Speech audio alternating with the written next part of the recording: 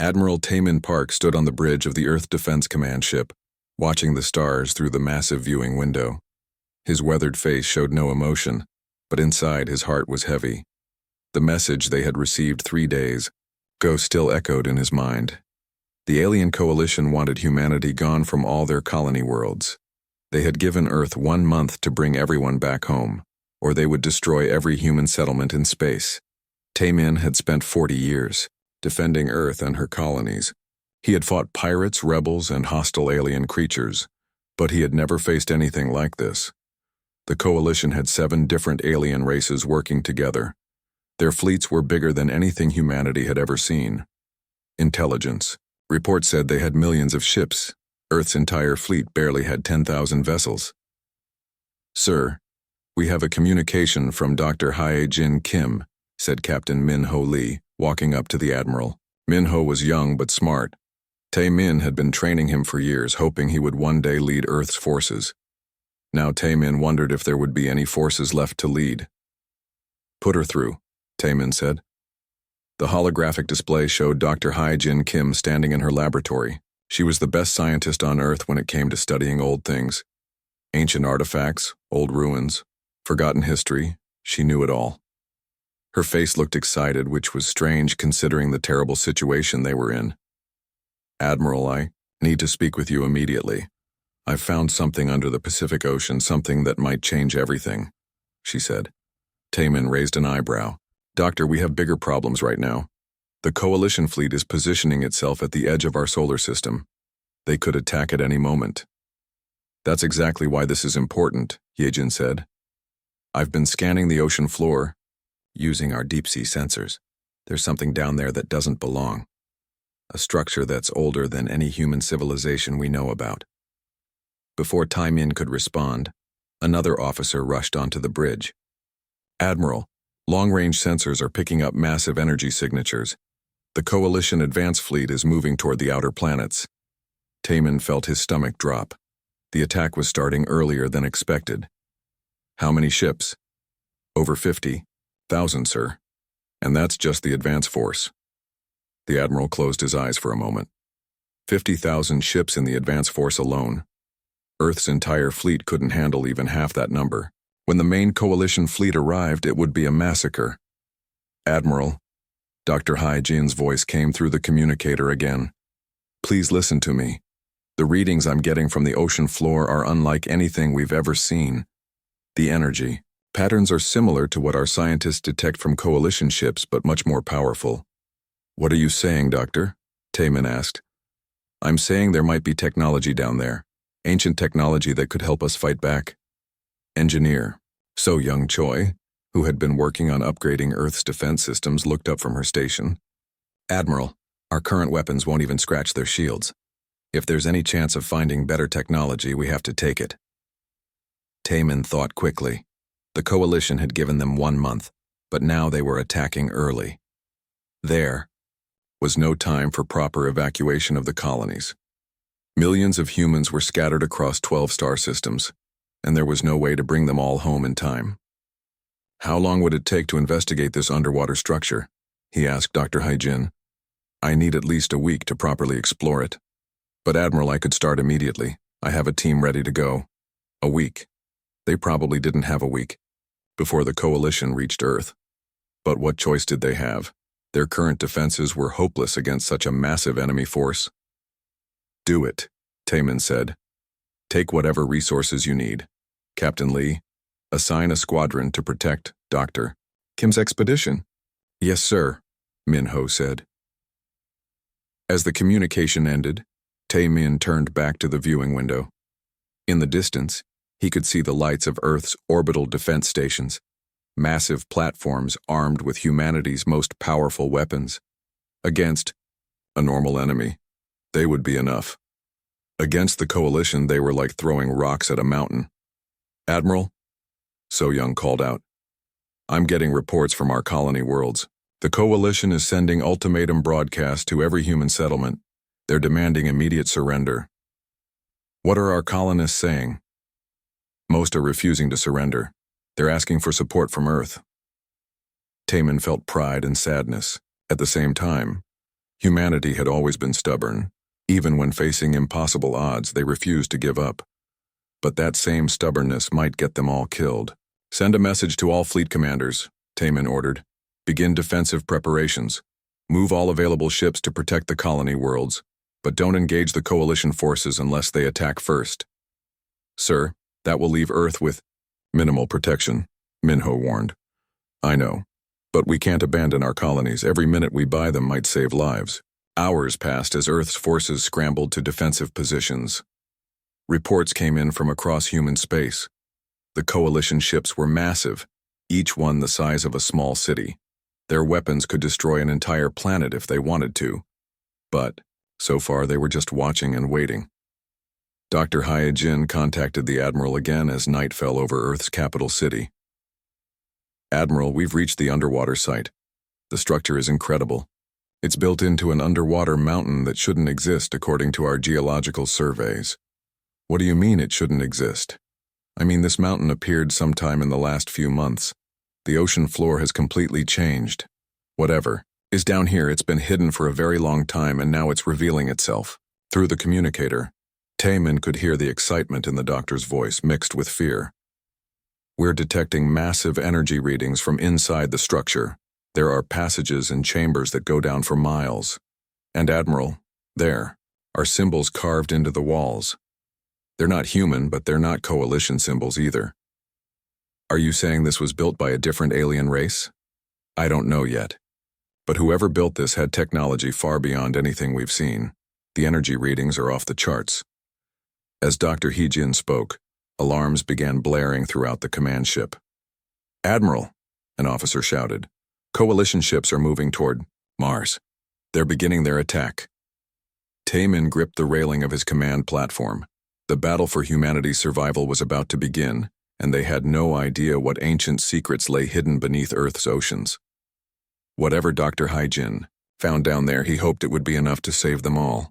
Dr. Hyojin Kim descended into the dark waters of the Pacific Ocean in a specially designed research submarine. The pressure at this depth would crush a normal human in seconds, but the submarine's hull was made from the strongest materials humanity had ever created. Beside her sat Dr. Seungwoo Nam, a marine biologist who had spent his life studying the deepest parts of Earth's oceans.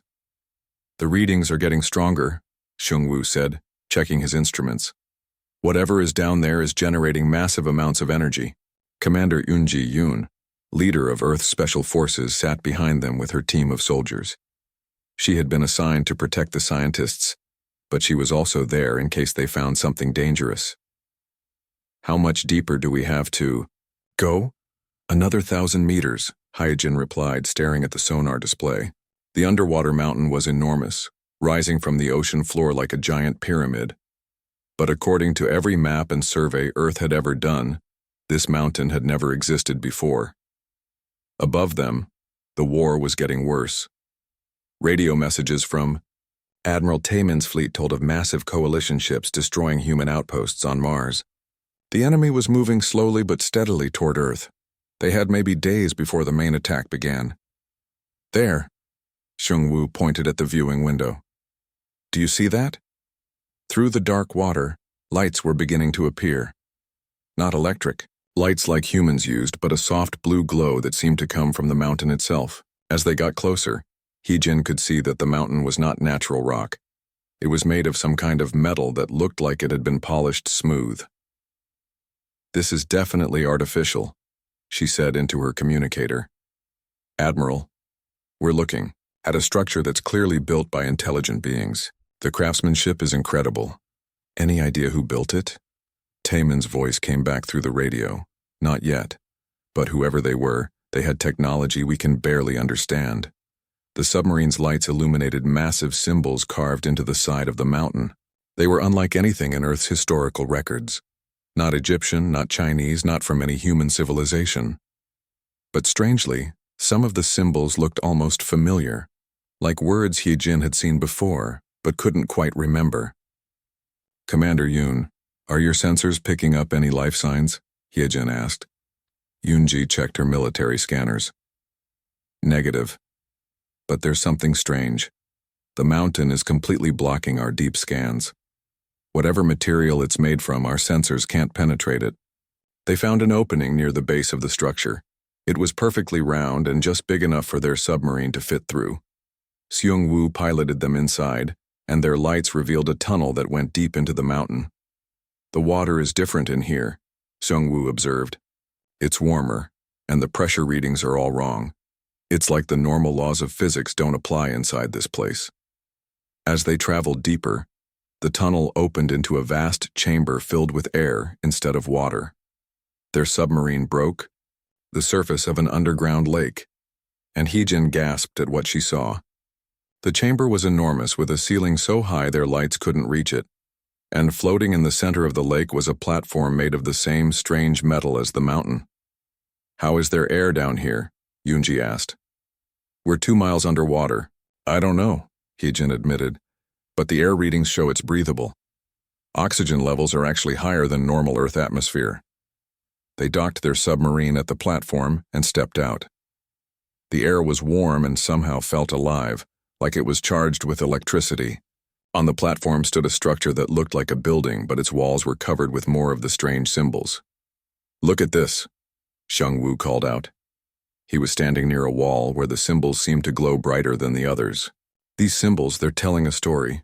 Yejin hurried over and examined the glowing writing. As she stared at it, something strange happened.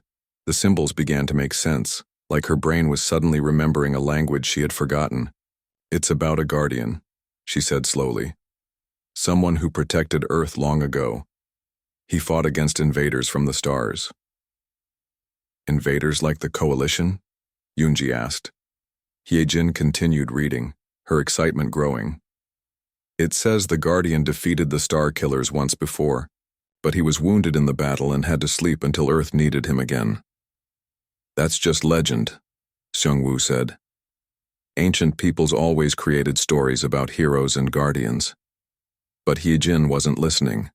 She was following the glowing symbols deeper into the structure.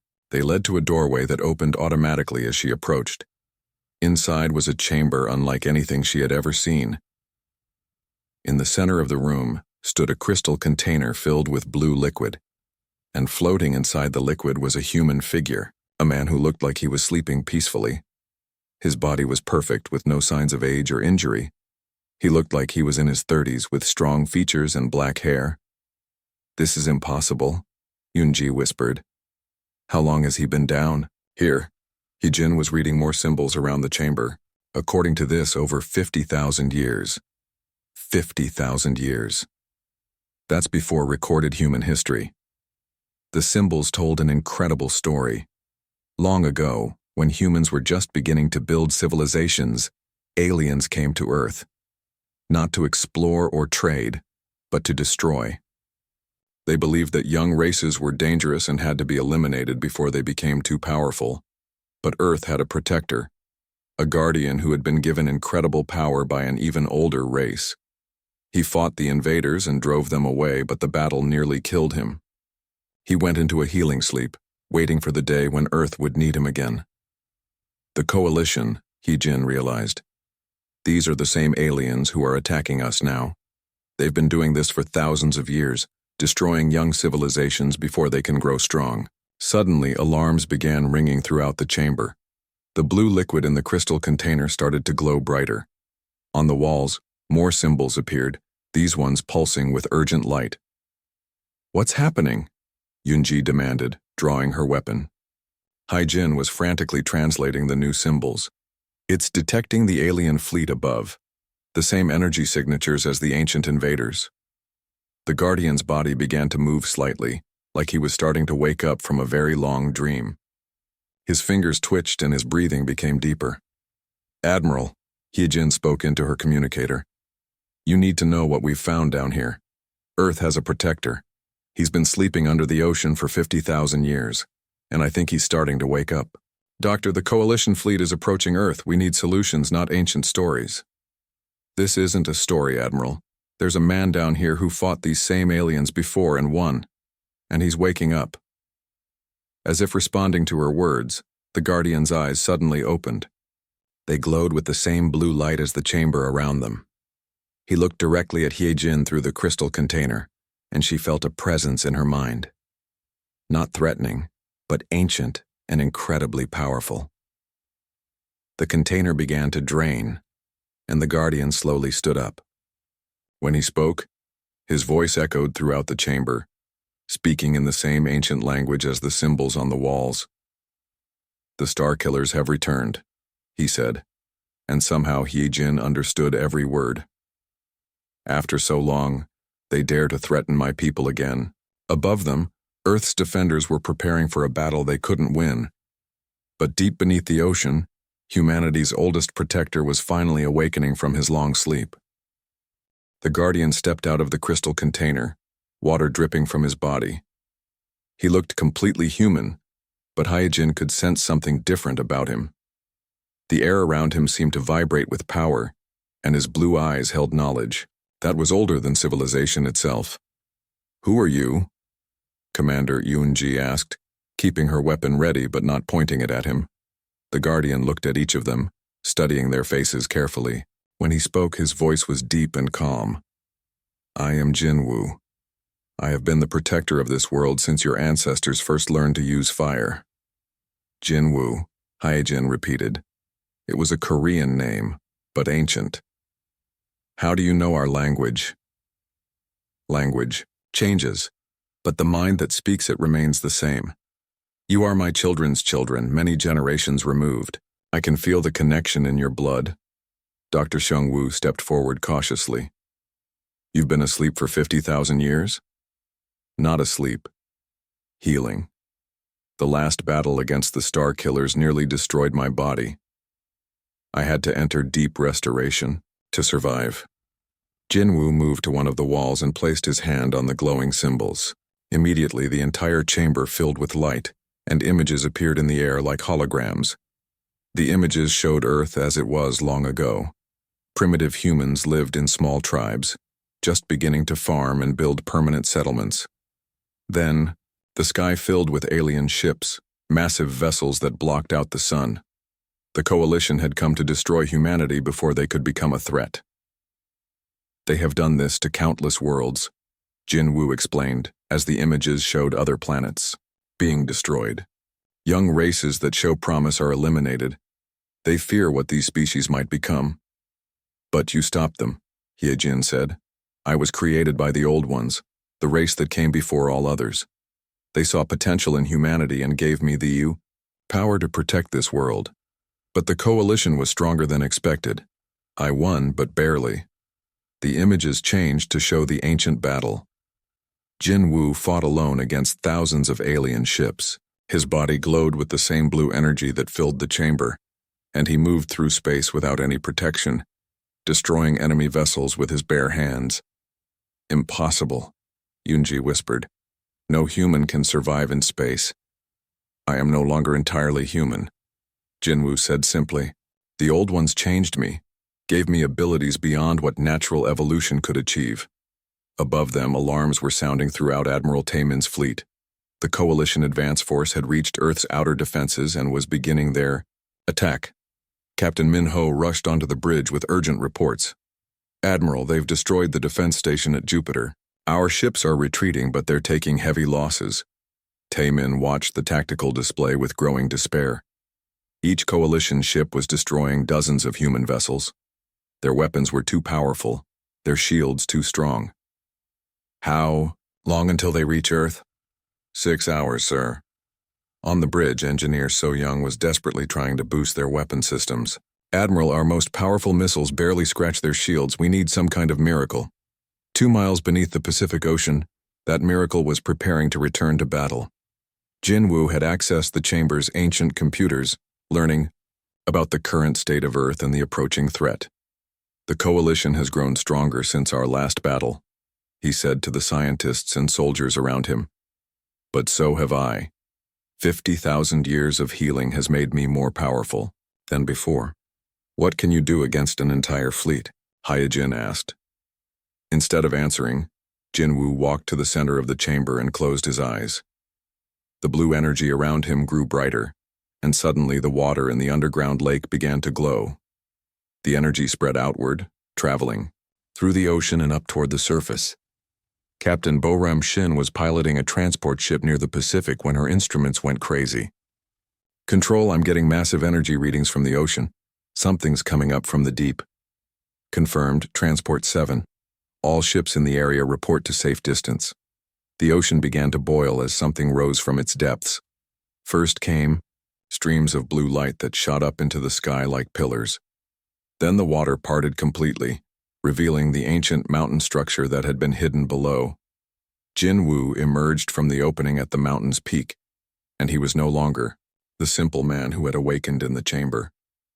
His body blazed with blue fire, and he floated above the ocean without any visible means of support.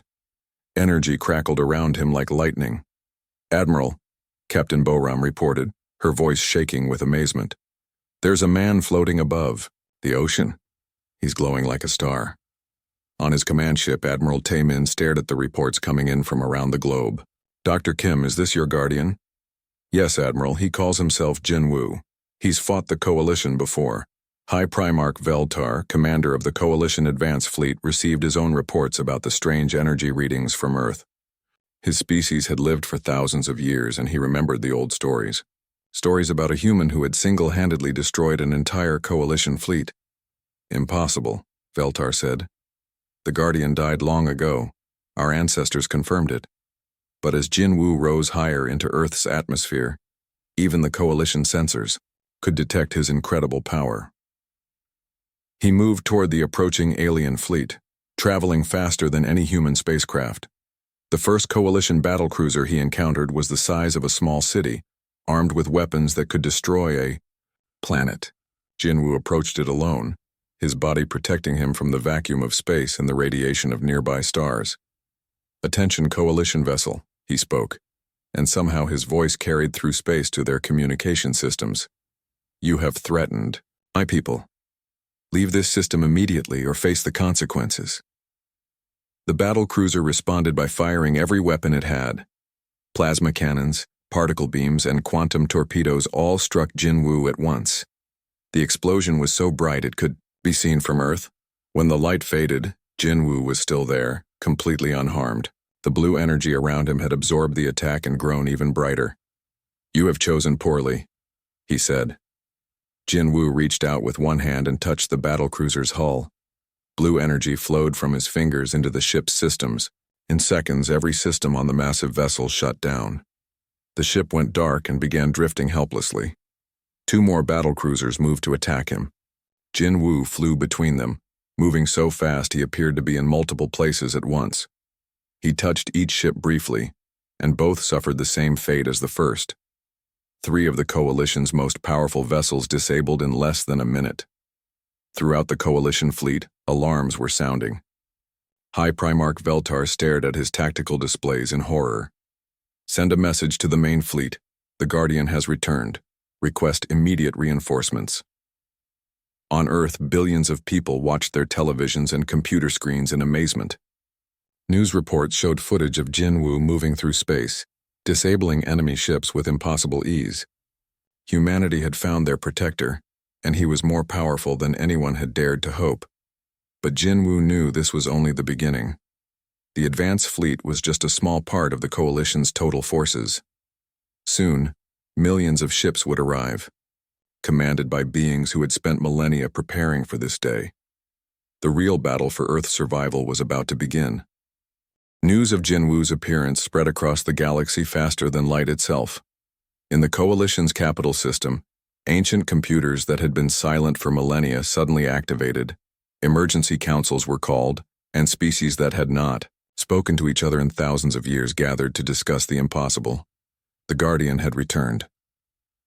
Sub-Admiral Kyung-Soo Jang sat in Earth's Military Intelligence Center, studying every piece of data they could gather about Jin Woo's abilities. The report seemed like science fiction. A human who could survive in space, disable massive starships with his bare hands, and move faster than their best fighters. "Admiral Tae-min," he reported over the communication system. "Analysis of the Guardian's attack shows energy patterns we've never seen before.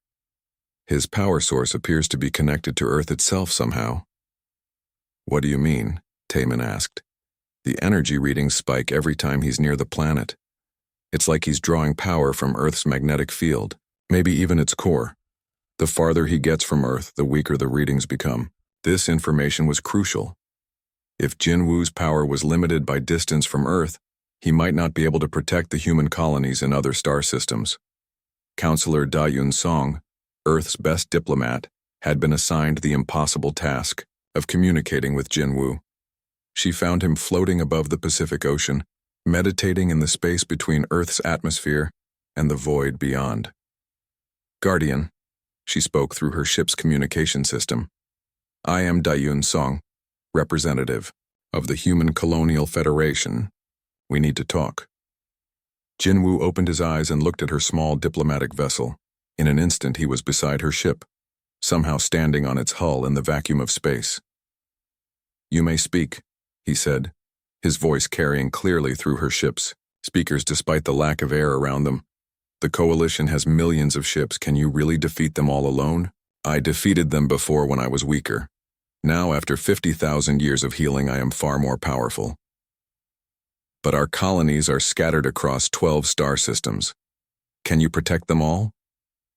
For the first time, Jinwoo showed uncertainty. "My connection to Earth gives me strength.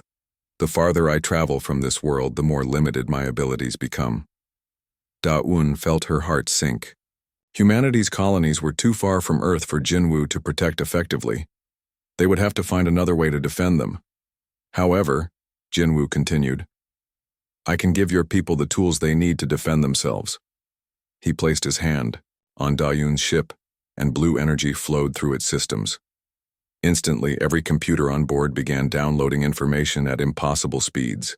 Blueprints, technical specifications, and scientific formulas that were thousands of years ahead of human technology. "This is knowledge from the old ones," Jinwoo explained. "Weapons and defenses that can stand against the Coalition. Your engineers are clever. They will learn to use these gifts." Back on Earth, engineer So Young Choi was working frantically in her laboratory when every computer in the facility suddenly activated.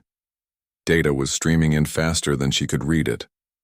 Designs for weapons that could punch through Coalition shields, armor that could withstand their most powerful attacks, and engines that could make human ships faster than anything the aliens had. "Admiral," she called Taemin, "you need to see this.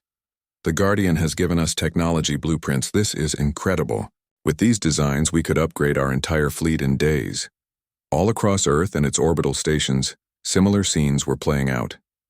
Jinwoo was sharing the accumulated knowledge of the most advanced civilization the galaxy had ever known. Human engineers, scientists, and technicians worked around the clock to understand and implement the new technologies. But they were running out of time. Long-range sensors detected the approach of the Coalition's main fleet. Not 50,000 ships this time, but 10 million, led by War Prime Kethmaran, the Coalition's most feared military commander, who had destroyed over 100 young civilizations during his career. Captain Minho stood on the bridge of his newly upgraded ship, marveling at the changes. The old one's technology had transformed his simple patrol vessel into something that could match a Coalition battlecruiser. His weapons could now fire concentrated energy beams that would slice through enemy shields like paper. "All ships report ready, Admiral," he told Taemin daughter. Earth's fleet had grown from 10,000 ships to 50,000 in just 3 days. Not because they had built new vessels, but because Jinwoo's knowledge had shown them how to upgrade civilian yar, transports, cargo haulers, and even personal spacecraft into effective warships. Fleet Captain Dong Hyun Kwan commanded one of the new battle groups, flying in formation toward the edge of the solar system. His ships looked different now, covered in the same blue energy patterns that surrounded Jinwoo. The old one's technology didn't just make them stronger, it made them part of a connected network that could share information and coordinate attacks instantly. Master Scientist Eugene Park worked in the research stations orbiting Earth, studying the incredible gift Jinwoo had given them. The technology was based on principles that human science had never discovered: energy manipulation, matter conversion, and something the old ones called reality adjustment. The ability to change the basic laws of physics in small areas. "It's not just advanced technology," she reported to the military commanders. It's a completely different way of understanding the universe. The old ones didn't just build better machines. They learned to work with the fundamental forces of creation itself. Jinwoo himself spent the remaining time before the Coalition's arrival preparing Earth's defenses. He visited every major city, every orbital station, every human settlement. Wherever he went, the blue energy followed, creating protective fields that would shield millions of people from the coming battle. When War Prime Keth Moran's fleet finally arrived at the edge of the solar system, they found something they had never encountered before. Earth's defenses weren't just stronger, they were completely transformed. The planet itself glowed with protective energy, and the human fleet that rose to meet them moved with coordination that seemed impossible. "What is this?" Keth Moran demanded, of his advisors. "These are the same primitive humans we defeated before." War Prime, his intelligence officer reported. "Energy readings suggest they have acquired Old One's technology. This changes everything." Keth Moran had lived for 3,000 years and commanded fleets that had conquered entire sectors of the galaxy. He had faced desperate civilizations before, species that fought with everything they had when extinction threatened. But he had never seen anything like what surrounded Earth. The Guardian Jinwoo appeared in space before the Coalition fleet, no longer appearing as a simple human. His body blazed with the power of stars, and behind him flew Earth's transformed defenders. When he spoke, his voice carried across all communication frequencies. "Coalition forces, you stand before the children of the Old Ones. We offered you peace once before, and you chose war. You destroyed our colonies and threatened our home. Now you face the consequences of your choices. The Old Ones are extinct," Keth Moran broadcast back. "They died millions of years ago. Their bodies died," Jinwoo replied. "But their knowledge lives on in me, and now in my people. You have one chance to withdraw from human space and never return. Choose wisely." War Prime Keth Moran looked at his tactical displays. 10 million Coalition ships against 50,000 human vessels. Even with Old One's technology, the numbers were still heavily in their favor. "Attack," he ordered. The greatest battle in galactic history was about to begin. The Battle of Sol began with a silence that stretched across the entire solar system. 10 million Coalition ships faced 50,000 human vessels, while billions of people on Earth watched the sky and waited to see if they would live or die.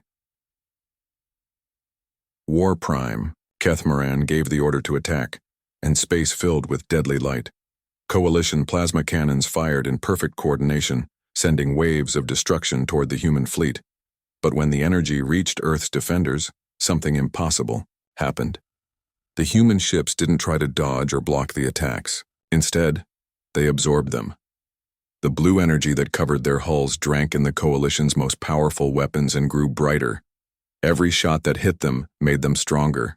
"Impossible," Keth Moran roared. "No technology can convert weapon energy into ship power." But Jinwoo had given humanity more than just Old One's technology. He had taught them to think like the Old Ones, to see the universe not as separate forces fighting each other, but as one connected system that could be guided and shaped. Fleet Captain Dong Hyun Kwon watched his ship's power levels climb as Coalition weapons struck his shields. "All ships return fire. Let's show them what we've learned." The human fleet opened fire as one, and their weapons were unlike anything the Coalition had ever seen.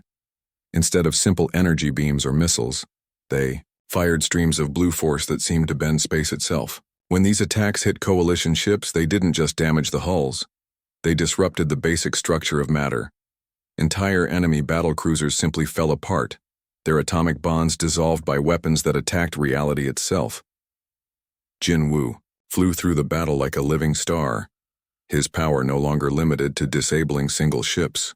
He had spent 3 days connecting himself more deeply to Earth's energy, and now he could channel the entire planet's magnetic field and gravitational force. When a squadron of Coalition dreadnoughts tried to break through toward Earth, Jinwoo raised his hand and space around them twisted.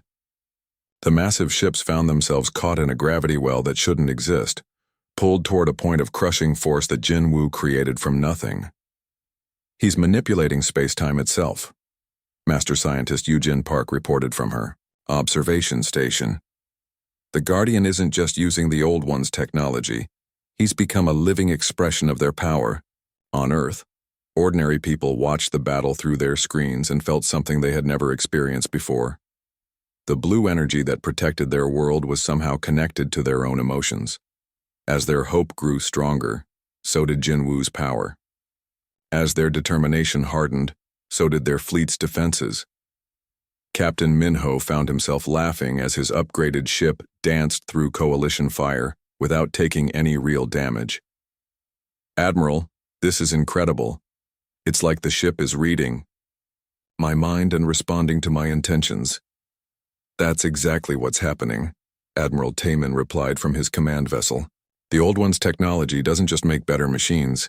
It creates a connection between the user and the device.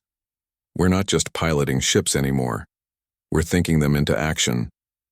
War Prime Kethmaran watched his tactical displays with growing horror.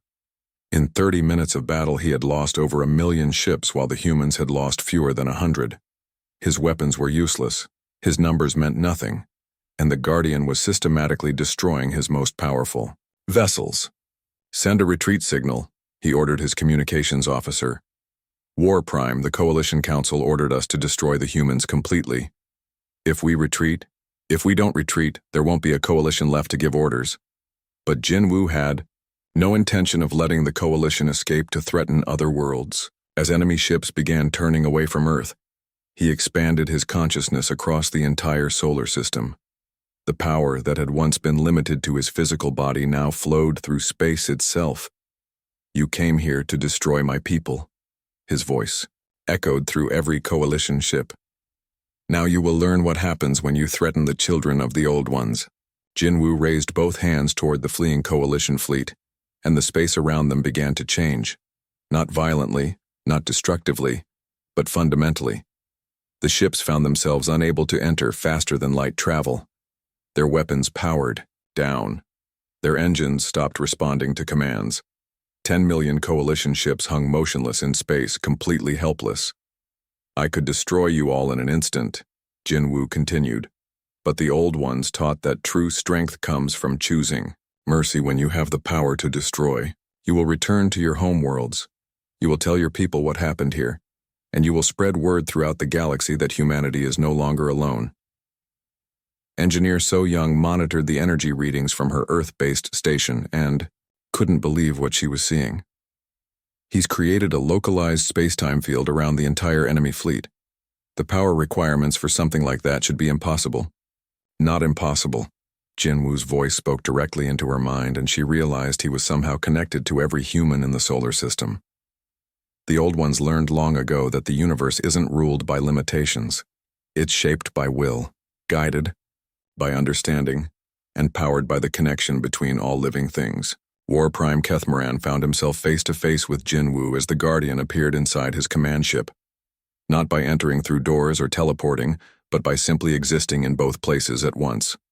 "Your species has ruled the galaxy through fear for millions of years," Jinwoo said, his blue eyes holding depths that seemed older than stars.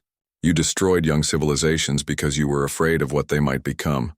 That age is ending." "You cannot watch over the entire galaxy," Kethmaran said. "Even with your power, you're still just one being." Jinwoo smiled, and for a moment Kethmaran saw not an angry god of war, but a teacher sharing wisdom with a student. "I'm not alone anymore. Humanity has learned the Old One's greatest secret. That individual power means nothing compared to what can be achieved when minds and hearts work together." Throughout human space, people felt the truth of Jinwoo's words.